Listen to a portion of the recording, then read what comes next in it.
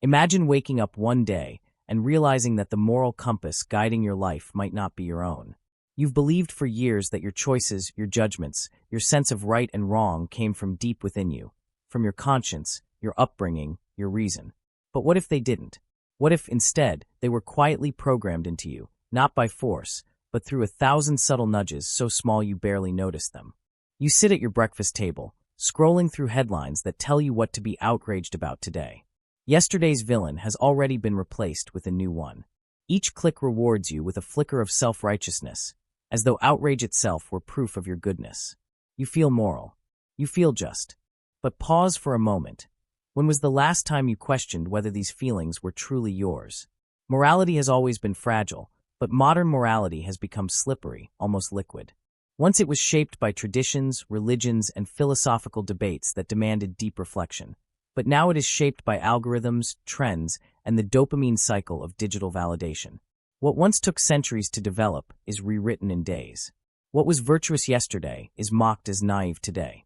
What was scandalous 10 years ago is now celebrated.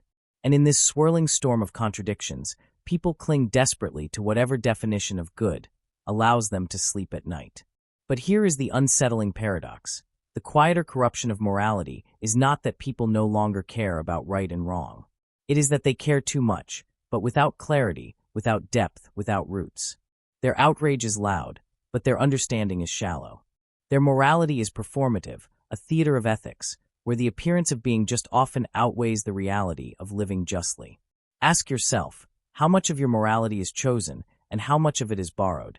Did you arrive at your convictions after wrestling with philosophers, confronting uncomfortable truths, and questioning your biases? Or did you inherit them, absorb them from the cultural air, believing them to be yours simply because everyone around you breathes the same oxygen? Imagine morality as a mirror. But what if the mirror itself is warped? Every reflection looks righteous, but each is distorted. One man sees himself as a defender of justice while tearing another apart in a digital mob. Another sees herself as compassionate while demanding conformity that crushes dissent. Both believe they are moral. Both are convinced they stand on the side of truth. But what if both are wrong? Or worse, what if neither can even recognize the question anymore? The corruption of morality is not loud like tyranny, not obvious like greed. It is quiet, patient, and polite. It whispers to you in the language of progress, justice, and compassion. It dresses itself in noble clothing, so you never suspect its presence. It convinces you that you are free while silently chaining your thoughts to the approval of others. And perhaps the most disturbing question of all is this. If morality itself can be corrupted, how would you even know? If the very lens through which you measure good and evil has been smudged, is there any way to see clearly again? This is not a new problem. Nietzsche once warned that when societies kill their gods, they do not become freer. They simply create new idols, new moralities that are just as binding but less examined. Huxley warned that people could be enslaved not by pain but by pleasure, distracted into compliance while believing they were happy. And Jung reminded us that without confronting the darkness within, our collective morality is always at risk of becoming self-deception. The danger of modern morality is not that it fails to exist. It is that it thrives without being questioned. And in that unquestioned existence lies its corruption. So here is the great question that must unsettle you. What if the morality guiding your every choice, your every judgment, your very sense of who you are, is not really yours at all? What if it is a quiet illusion, whispered into your soul by invisible forces that profit from your obedience? You feel the weight of the question lingering. What if my morality isn't truly mine? The roots of corruption are rarely visible to the eye. You may walk through life believing you are free, that your sense of justice is clear, that your morality is intact. But corruption does not strike like lightning. It drips into the soil of daily life, slowly poisoning the ground from which your choices grow. And if the roots are tainted, what kind of fruit do they bear? The first unseen consequence is this. Morality becomes a mirror, not a compass. Instead of guiding you forward, it reflects the expectations of those around you. You believe you are acting justly, but in truth, you are acting safely, aligning yourself with the dominant narrative, repeating its slogans, fearing its punishments. In this way, morality ceases to be a personal journey and becomes a performance. You do not ask, what is good? You ask, what will keep me accepted? This performance corrodes identity. If your morality is borrowed, so too is your sense of self. You construct an identity not from inner conviction, but from external applause. When the applause changes, you change with it. You become fluid, unstable, a shifting mask instead of a rooted being. Jung would call this the triumph of the persona, the mask we show the world, over the authentic self. But a life lived entirely as persona is not life at all. It is theater. The second unseen consequence is tribalization. When morality loses its depth, it fragments. Without transcendent anchors, each group builds its own moral universe, convinced it alone possesses the truth. To belong, you must adopt the group's language, its rituals of outrage, its approved enemies. Those who dissent are branded as traitors or heretics. Thus, morality, which should unite humanity through shared responsibility, becomes a weapon to divide. This tribal morality thrives especially in the digital age. The algorithms reward conflict because outrage glues your attention to the screen. The more polarized the moral discourse, the more engagement it generates, and the more profitable it becomes. But what is the cost to your soul? Each day you are drawn further into cycles of anger, affirmation, and denunciation. You are told whom to despise, whom to idolize, what to think of the world. And slowly, without noticing, you lose the capacity to think for yourself. The third unseen consequence is moral fatigue. Humans are not designed to bear the moral weight of the entire world. Yet each morning, your devices deliver a litany of crises, injustices, and tragedies demanding your attention. You are expected to have an opinion on all of them. To remain silent is to appear complicit. To speak is to risk judgment. And so, the endless performance drains you. Nietzsche would have seen this as a symptom of nihilism disguised as morality. In the absence of meaning, people cling to outrage as a substitute for purpose. But outrage is exhausting. The more crises you face, the less you feel. Compassion collapses into numbness. Your heart grows cold not because you do not care, but because you cannot care about everything. This is the tragedy of the modern age. Morality amplified into noise until it drowns itself. And here comes the fourth consequence, self-deception. You begin to mistake expression for action. To post, to declare, to denounce becomes a substitute for genuine change. You feel moral because you have spoken, but your speech is only a performance within a feedback loop. Sartre would call this bad faith again. The refusal to face the truth of your freedom and responsibility.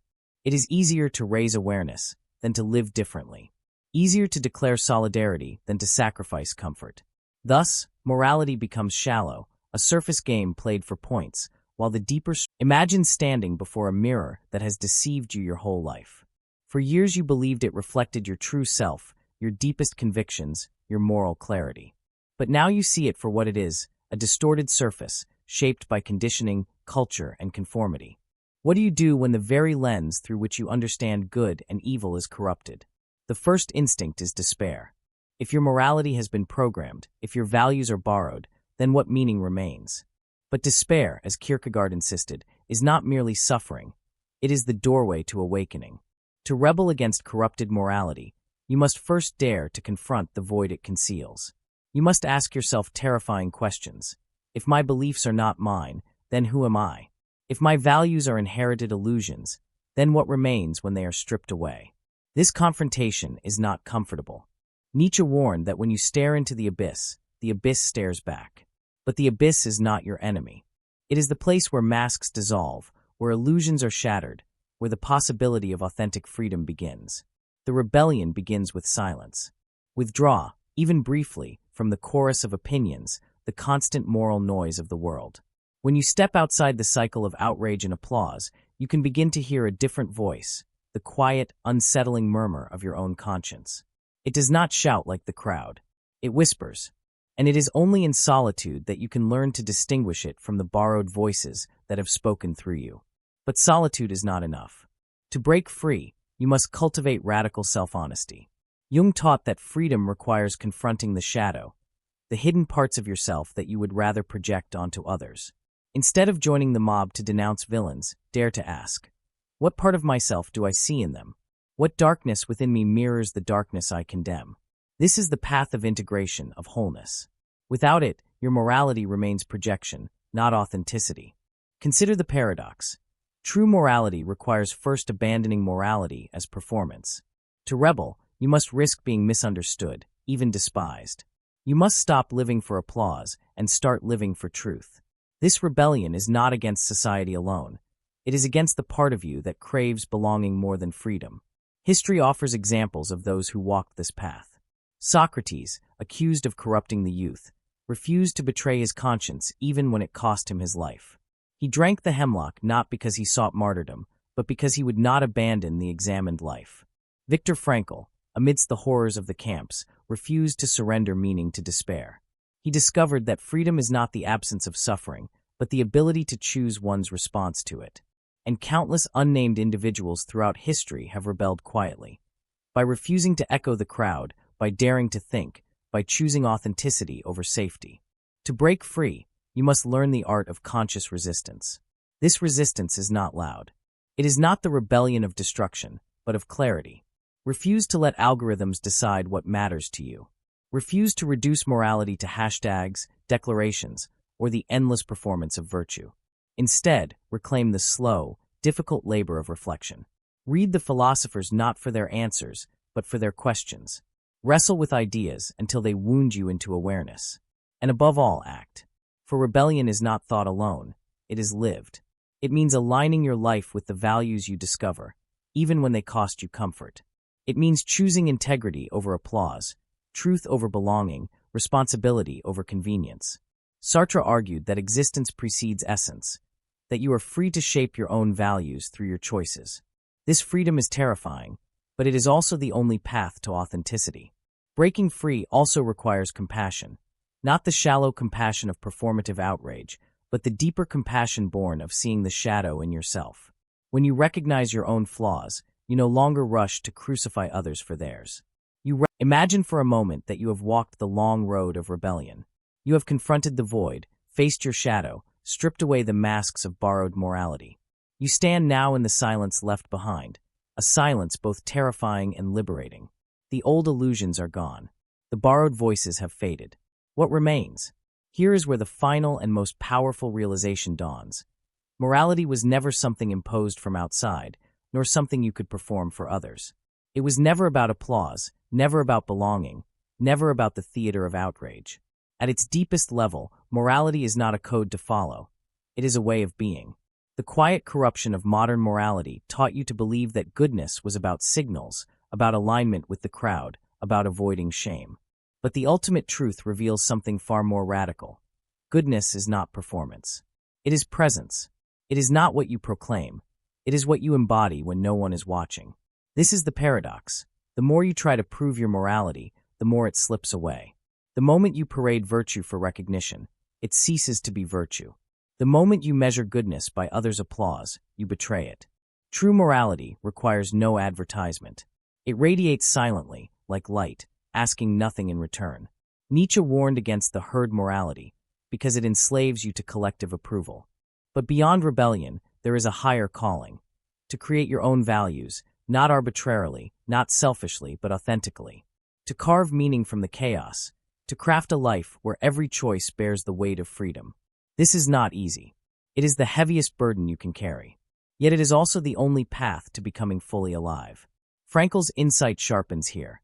The ultimate freedom is the freedom to choose your response to existence itself. You cannot control the corruption of society, the noise of the crowd, or the distortions of history. But you can control this. How you will live, what you will stand for, what values you will embody even in the face of suffering, isolation, or misunderstanding. And in that choice lies the birth of authentic morality. Imagine waking tomorrow with this realization. You no longer need the world to validate your goodness.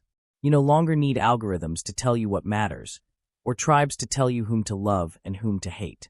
You stand alone, yes, but in that aloneness, you are whole. For the first time, your morality is not corrupted, not borrowed, not performed. It is yours. But here is the deeper revelation. Morality is not simply about right and wrong. At its most profound, it is about alignment with truth. And truth is not dictated by trends. Truth does not bend to applause. Truth waits silently, like a mountain, until you are willing to climb it. When you live in alignment with truth, your morality ceases to be reactive. It no longer depends on who is watching or what is popular. It becomes steady, grounded, resilient. You may be misunderstood, even rejected, but you will not be hollow. For you will no longer live as an actor on a stage. You will live as a human being who has remembered their essence. And what is that essence? The final realization whispers. It is love. Not the sentimental love of slogans or the shallow love of virtue signals, but the fierce, quiet love that arises when you see the humanity in others and in yourself. Love that is not earned through performance, but given freely as an acknowledgement of shared existence. Love that does not demand conformity, but honors authenticity. The corruption of modern morality thrives on division, on performance, on fear. But authentic morality dissolves all of that. When you recognize your own shadow, you stop crucifying others for theirs. When you live by your chosen values, you no longer need the herd. When you embrace truth, you no longer need applause. And when you discover love at the core of existence, you realize that morality was never about rules at all. It was about remembering your oneness with all that is. This realization does not make life easier. In fact, it makes it harder. To live authentically is to walk against the current of a world addicted to appearances. It is to risk misunderstanding, to embrace solitude, to carry the burden of freedom without escape. But it also makes life infinitely richer. For every choice becomes sacred, every moment infused with meaning, every breath a declaration. I am no longer a shadow of the crowd. I am alive. And so the journey comes full circle. You began by suspecting that your morality was not truly yours. You uncovered the hidden roots of corruption, witnessed its unseen consequences, dared to rebel against its grip. And now you stand in the ultimate truth. Morality, when stripped of performance and illusion, is not given to you. It is created by you, through freedom, through responsibility, through love. The final paradox is this. Morality is corrupted only when you forget who you are. When you live asleep, borrowed, conditioned, projected, you are trapped in corruption's web. But when you awaken, when you dare to see clearly, when you embrace freedom with all its terror, corruption dissolves. What remains is the quiet, steady radiance of a life lived authentically. Imagine it now, walking through the world no longer as a performer, but as a creator of meaning. Every decision rooted not in fear, but in freedom. Every act not a signal, but a truth. Every moment not borrowed, but fully, deeply lived. That is the ultimate rebellion. That is the ultimate truth. And the question that remains,